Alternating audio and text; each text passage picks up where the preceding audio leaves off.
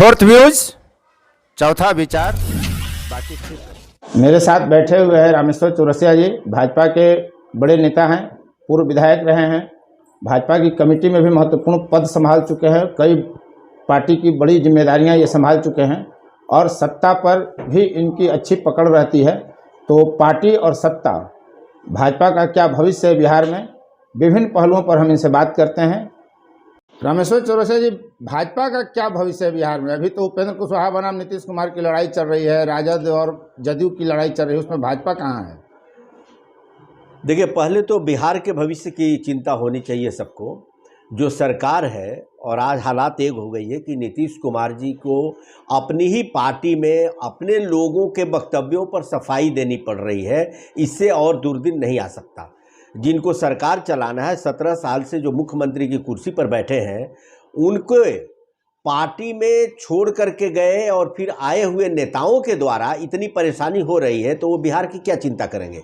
बात होनी चाहिए थी बिहार के विकास की, बिहार के युवाओं के भविष्य की, बिहार में चर्चा होनी चाहिए थी यहाँ एजुकेशन की, बिहार में चर्चा होनी चाहिए थी कि भाई आंध्र प्रदेश आईटी हब बन सकता है, सारे बिहारी वहाँ जाके काम कर सकते हैं, यहाँ क्यों नहीं होना चाहिए? चंद्रबाबू नायडू ने जो बनाया, यहाँ नीतीश के राज में क्यों नहीं होना चाहिए था? लेकिन अब बात क्या हो रही है? बात उनके हमारा हिस्सा दे दो। राजनीति में अब कौन किसको हिस्सा देगा और कौन किसको मजबूत करेगा, ये तो आप तय कर सकते हैं। 17 साल से आप भी तो सरकार में रहे हैं, तो सवाल सरकार का नहीं, सवाल उनकी पार्टी पर मैं बता रहा हूँ। अब आप बोल रहे हैं भाजपा का भविष्य। देखिए, मैं एक चीज आपको बता देता हूँ, भाजपा के लिए जेडीयू को छोड़ करके जाना ये ब्लेसिंग इन डिसगाइज हुआ। बरगद के पेड़ के नीचे कोई चीज पनप नहीं रहा था और लोग उनको बरगद का पेड़ मान लिए थे। चाहे इस पार्टी में चाहे उस पार्टी में, सेटिंग उनकी थी, मुख्यमंत्री वही बनते थे, तो जिम्मेवारियां भी उन्हीं को लेनी पड़ेगी। जो व्यक्ति सत्ता के लोभ में सिर्फ पार्टी बदल करके इधर से उधर चला जाए, तो विकास की जिम्मेवारी तो उनको लेनी पड़ेगी ना, दूसरे को दोषी नहीं माना जा सकता। अब माननीय भाजपा के लिए जब आपने पूछा तो मैं बता देता हूं, भाजपा के लिए बहुत सुनहरा अवसर है। और आपने देखा कि भाजपा पर लोगों को कैसे भरोसा है, माननीय प्रधानमंत्री जी की नीतियों पर कैसे भरोसा है। ये दोनों अलग हो गए। आपने देखा बाई इलेक्शन में हम दोनों जीत गए और तीसरे में भी उतना वोट हमें कभी नहीं आता था, वहां भी उतना वोट लाए। मतलब ये तीनों चुनाव परिणाम के बाद भाजपा तय करेगी कि अकेले लड़ेंगे? भाजपा तो है ही, अकेले तो लड़ ही रही है भाजपा। तो आप कह नहीं रहे हैं, भाजपा का कोई शीर्ष नेता तो नहीं कह रहा है कि नीतीश कुमार को हम नहीं अब अपनाएंगे? आप भी तो पलक फावड़ा बिछाए हुए कि नीतीश कुमार आए तो हम सत्ता में आ जाएं। अच्छा, फिर आ रहे हैं क्या? ऐसा तो हमने सुना नहीं। आप क्यों नहीं कह रहे हैं? भाजपा के लीडर क्यों नहीं कह रहे हैं कि हम नहीं लेंगे? नहीं, लेकिन अब नीतीश कुमार अब फिर पाला बदलते हैं, तो जनता में किस मुंह से लेकर के जाएंगे? तो आप सवाल कर लेंगे ना, पाला बदलेंगे तो? देखिए, ये सब पार्टी ऊपर तय करती है, लेकिन मेरा अपना पर्सनल मत है कि इस हालात में नीतीश कुमार अब कहीं जाने की स्थिति में नहीं है और मुझे लगता है उनको कोई लेने की स्थिति में भी नहीं है। नीतीश कुमार की इस दुर्दशा के लिए जिम्मेदार आप किसको मानते हैं? क्या उनकी प्रवृत्ति ऐसी रही कि इस दुर्दशा? देखिए, वो स्वयं जिम्मेदार है, इसलिए कि जो व्यक्ति अपने पार्टी में ही सेकेंड लाइन लीडरशिप नहीं तैयार कर पाया, नीतीश कुमार के बाद लगता है कि पार्टी ही संकट में है, तो आज उनके पार्टी में जो लोग सवाल उठा रहे हैं, इसी संकट को लेकर उठा रहे हैं। खामखा उसको भाजपा से जोड़ा जा रहा है। वो सवाल अपने अस्तित्व के लिए उठा रहे हैं कि उनका अस्तित्व क्या होगा, उनका अस्तित्व बचेगा या नहीं बचेगा। देखिए, एक बात आप मान लीजिए, ये बिहार एक ऐसा प्रदेश है और अजीब का प्रदेश है, विकास की कोई बात नहीं करता। एक जाति के नाम पर पार्टी बना लिए और उससे लोग समझौता करके वो नेता बन जाते हैं।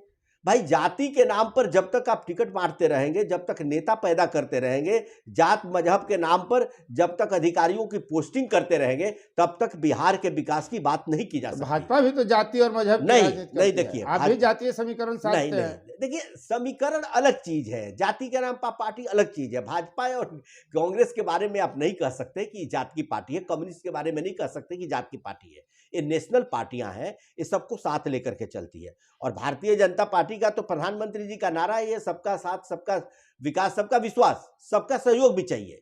तो इसीलिए भाजपा पर आरोप नहीं लग रहा है। अब बिहार की जनता तय कर चुकी है, देखिएगा आगे आने वाले चुनाव में, कि भाजपा को चाहती है बिहार की जनता कि ऐसे नेताओं से जो बार बार पाला बदलते हैं उससे दूर रहे, भाजपा अकेले आए। भाजपा में कार्यकर्ताओं की फौज है, बूथ लेवल तक कार्यकर्ता है। और मैं आपको बतला सकता हूं गारंटी से कि 35 से ज्यादा सीटें भाजपा अगर अकेले अपने बूते पर लड़ती है तो बिहार में जीतेगी लोकसभा और पूर्ण बहुमत से सरकार बनाएंगे विधानसभा में। ये जनता की विधानसभा मांग में तो है। आपका कोई नेता ही नहीं दिखता है। आप नीतीश देखिए, कुमार पर कह रहे हैं ये- कि सेकंड लाइन ये- लीडर नहीं। ये जनता की मांग है, मैं आपको बता रहा हूं।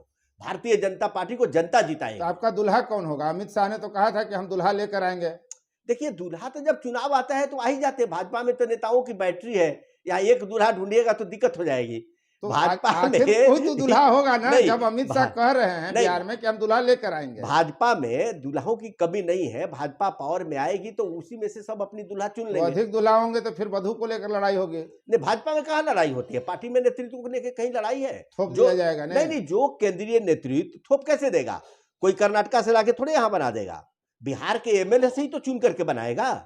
तो भारतीय जनता पार्टी लगी है पहले कि हम जो 50-60 हजार बूथ है उस पर हमारे 200 100 कार्यकर्ता रहें, और अगले चुनाव में हमारे कार्यकर्ता जो बूथ लेवल तक जा रहे हैं, अभी से हम सक्रिय हैं, पूरी तरह से मेहनत करें ताकि बिहार की जनता की जो आकांक्षा है, और बिहार जो पिछड़ गया है, आज भी बिहार देखिए कृषि के क्षेत्र में, कृषि का इनकम क्या है? मेघालय का 29,000 है, बिहार का 27वां पोजीशन है, मात्र 7,000 एक किसान के परिवार का इनकम है।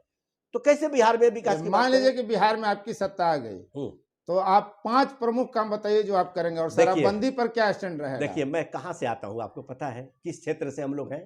राइस बाउल से।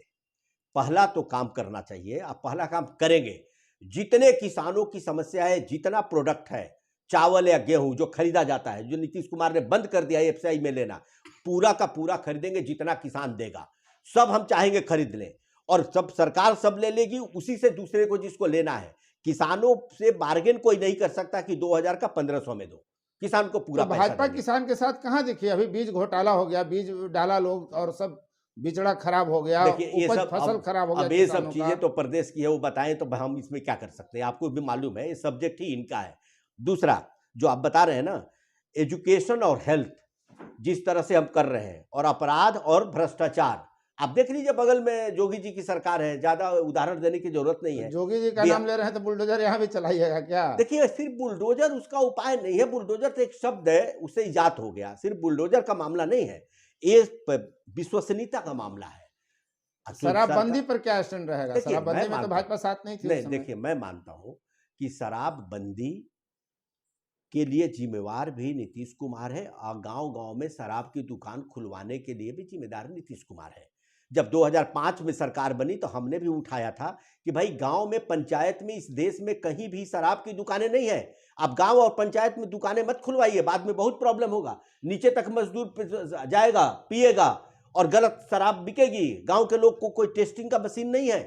तो आज वही हालत है। दूसरा, बंद जब करना था तो पहले भी शराब से तो कोई प्रॉब्लम बिहार में नहीं थी। जिला में 2 दुकानें होती थी, मंडल में 1 दुकान होती थी।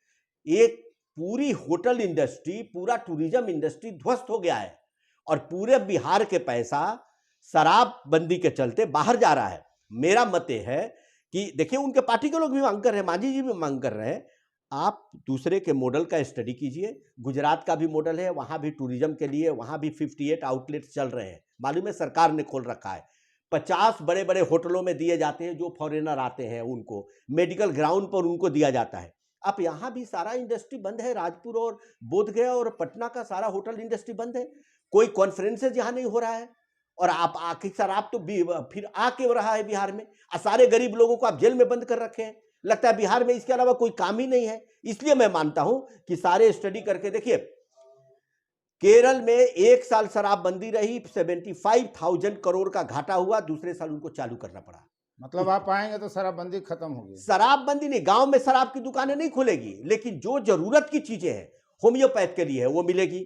शराब की जो इंडस्ट्री यहां बन गई है, जहां प्रोडक्शन होगा, बाहर भेजा जाएगा, वो चलेगी। मतलब नियंत्रित प्रतिबंध नियंत्रित रहेगा। टूरिज्म के लिए चाहिए, ये जो बिहार के विकास के लिए चाहिए, उतना तो आपको देना ही पड़ेगा। पंचायती राज व्यवस्था में बदलाव कैसे आएगा? पंचायती राज के जो प्रतिनिधि हैं उनको मिलता कुछ नहीं है, और उन पर जिम्मेदारियां दे दी जाती हैं। देखिए क्या उनका है, भी परिवार है। जब सरकार के पास सरकार की कोई सोच हो तब तो करे। मैं एक आपको उदाहरण बता रहा हूं, बस उसी से आप समझ जाइएगा। पंचायती राज का कॉन्सेप्ट जब दिया, जो अटल जी की जब सरकार थी, और जब मोदी जी की अभी सरकार है, तो अटल जी की सरकार में क्या किया गया था आपको मालूम है ना? पंचायती राज व्यवस्था में सीधे पंचायत तक पैसे पहुंचाने की बात कही गई थी। मोदी जी आए तो उसको और आगे बढ़ा दी कि उनके खाते में सीधे पैसे आने लगे। लेकिन बिहार और अलग अलग स्टेट क्या किए, नहीं स्टेट के एक्सचेकर में आएगा वहां से देंगे। तो पंचायती राज का पैसा ये पूरा केंद्र से आता है, स्टेट करता क्या है, इसको डाइवर्ट कर देता है, क्योंकि स्टेट के पास तो रिसोर्सेज है नहीं, तो अपना जेनरेशन करना पड़ेगा, जेनरेट करना पड़ेगा। जैसे ही आपको एक उदाहरण बता रहा हूँ, टैक्स कलेक्शन का क्या मॉडल है। जब चंद्रा बाबू सरकार में आए तो उन्होंने देखा कि इस दुनिया में आगे इलेक्ट्रॉनिक्स का युग आएगा, आईटी का युग आएगा, तो उन्होंने हैदराबाद में साइबर सिटी का गठन कर दिया, साइबराबाद हो गया। और आज हम आ रहे हैं, अभी 2 दिन पहले हम वही थे, आप देखेंगे वहां बिहार, यूपी, उत्तर प्रदेश के लड़के वह सब नौकरी कर रहे हैं, पढ़ रहे हैं, आईटी में काम कर रहे हैं। क्या वो आईटी हब बिहार में नहीं बनाया जा सकता था? यहाँ लड़कों को नहीं दिया सकता था? तो वो जो जेनरेशन होता है इनकम का, वो बिहार के लिए होता, बाकी विकास के मुद्दे पर विकास के लिए वो काम किया जाता। भाजपा आएगी तो क्या करेगी? भाजपा तो करेगी पंचायती राज के जनप्रतिनिधियों के लिए क्या आप कर सकते हैं? पंचायती राज बहुत मजबूत रहेगा। पंचायती राज के जनप्रतिनिधियों की शिकायत जहां भाजपा की सरकार है वहां नहीं है, वहां घोटाले नहीं होते हैं। हम पंचायती राज के पैसे को इधर उधर डाइवर्ट नहीं करते हैं, हम देते हैं। और आप देखिए आर्थिक और प्रशासनिक पावर भी चाहते हैं ना, है ना, सब जगह जो क्या काम करने के लिए आर्थिक और प्रशासनिक पावर है। आप उत्तर प्रदेश में भी देख लीजिए, मैं तो वहां का प्रभारी रहा हूं, ये कोई नई बात नहीं है। उत्तर प्रदेश वाला मॉडल यहाँ लागू करेंगे। देखिए सब मॉडल इसलिए कि जो एमपी का काम है एमपी करे, एमएलए का काम है एमएलए करे, विकास की बात है तो जो प्रदेश का काम है प्रदेश करे, जो पंचायत का काम है पंचायत करे। जी जी, डीएम अपना काम करता है कि नहीं, एसडीओ करता है कि नहीं, तो वैसी पंचायती राज के प्रतिनिधि करेंगे। इसमें झगड़ा कहाँ है? एक बार बता दीजिए कि बिहार का दुल्हा कौन होगा? अभी उसकी जरूरत ही नहीं है। देखिए ये तो जब समय पर पूछा जाता है, अभी उसकी जरूरत नहीं है। और बिहार में बहुत सारे नेता हैं। पहले हम लोग की सबकी कोशिश है कि बिहार में जो लोगों की आकांक्षा है कि भारतीय जनता पार्टी की सरकार है, उसके लिए सबको मेहनत करना है, सब उसी में लगे हुए। उपेंद्र कुशवाहा से रिश्ता क्या है आपका? देखिए अब उनके पार्टी की लड़ाई है। देखिए हम व्यक्ति पर इसलिए नहीं बोलते हैं कि देखिए लोकतंत्र में आज़ादी है, और मैंने बताया आप जाकर अस्पताल में उनसे मिल रहे हैं, फिर बिहार में राजनीतिक गतिविधियां बवाल। अब देखिए मैं अभी किसी के शादी थी कांग्रेस के यहाँ, तो इनवाइट किया गया था, तो उसमें हम 10-20 भाजपा के लोग भी थे। जब हमारे साथ लोग रहे हैं, कोई बीमार हो गया, किसी के यहाँ बेटी की शादी है, बुलाएगा तो जाएंगे ही। उसका कोई राजनीतिक मतलब नहीं है, उसका निकालना भी नहीं चाहिए। इसलिए कि जो व्यक्ति बार बार पार्टी बदलता है, इधर से उधर जाता है आता, उसके मन में क्या है। अब आप देखिए, आप बोले तो लेकिन आप तो उपेंद्र कुशवाहा आरसीपी पर एकदम पलक फावड़ा बिछाए हुए हैं। मैं आपको एक उदाहरण दे देता हूँ।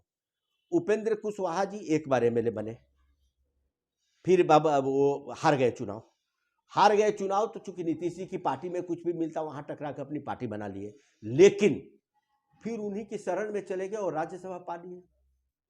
फिर उनको छोड़ करके भाजपा में आ गए, हमारे सहयोग से वो सांसद भी बन गए, मंत्री भी बने गए। ये अलग बात है कि भाजपा को कोई फायदा हुआ कि नहीं हुआ, विधानसभा में तो कुछ नहीं हुआ में फायदा। लेकिन फिर वही उपेंद्र कुशवाहा नीतीश जी के पास जाते हैं, तो पहले इसका आपको पता करना पड़ेगा इनके के संबंध कैसे हैं। जो व्यक्ति पार्टी छोड़ के गया, एक बार राज्यसभा दे दिए, फिर दोबारा पार्टी छोड़ा, फिर गया तो विधान परिषद दे दिए जादे के साथ। तो इन पहले दोनों का संबंध आप आकलन कर लीजिए, उसके बाद हम बात करेंगे। तो पहले दोनों का रिश्ता ही दोनों का रिश्ता क्या है कि जाते के साथ अवार्ड मिलता है, पार्लियामेंट्री बोर्ड के अध्यक्ष बन गए, और बात भाजपा से की जा रही है। अरे पहले उन दोनों को तो समझ लीजिए, उन दोनों क्या करने वाले हैं। धन्यवाद। फोर्थ व्यूज, चौथा विचार।